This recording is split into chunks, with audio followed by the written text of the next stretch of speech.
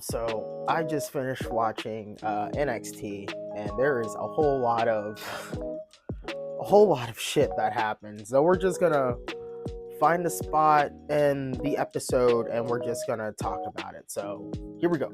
All right, first of all, who told Riley Osborne that he can double jump the way he did? Because that swan time, that shit was nasty. That man double jumped like hell. But like, can we talk about how Chase U doesn't have to get ready because they're already ready? Like, they stay ready. Like, they had their wrestling gear under their promo stuff. It's like, you know, those people who are passionate about basketball and be like, yo, I bet I can bust a three in your face, and you know they got shorts under their outfit, so they look at you like, really? Chase U was given that last night, and listen, how many times do we have to tell people to be careful in that NXT parking lot? Rest in peace, Carmen Petrovic, because listen, that show had barely started, and you got your ass jumped. That's crazy.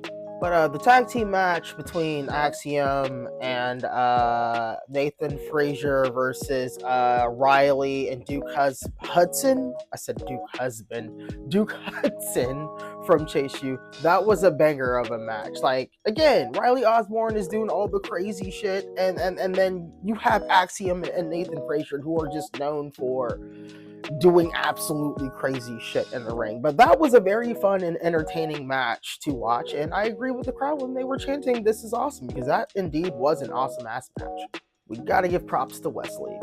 We gotta give our props to Wes Lee. Listen, he's just started as a heel, and so far I love what he is providing right now. His mic work, when it came to Joe Hendry, he told that man, the pinnacle of your career doesn't even fill out the bottom portion of mine. That is some disrespectful ass shit.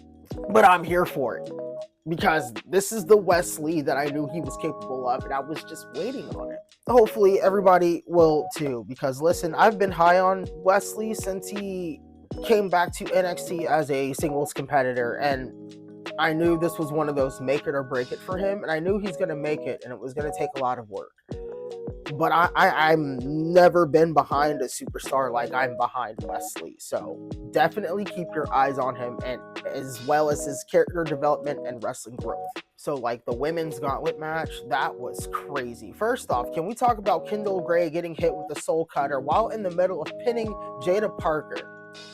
That was some of the nastiest sequences I've seen in a women's match in NXT in a while. Like that was fresh. That was nasty. Bam, you was about to get the 3 before you got struck. Like, what the fuck? Listen, I don't know what it is about Sol Ruka, but like, she is really growing on me as a competitor, right? So like, this is like what, maybe her first year coming in, and she's just so gifted in that ring, and every time she gets in, she gets better and better and better and better and better. Also, I think this set of this set of superstars in NXT is probably one of the most underrated sets of superstars ever, and I don't think a lot of people are invested into it this time around due to the NXT 2.0 shit, and it just really felt like it was pointless to watch NXT at that point, because the inevitable of our favorite superstars getting released because of Vince McMahon and Vince McMahon accessories. But again,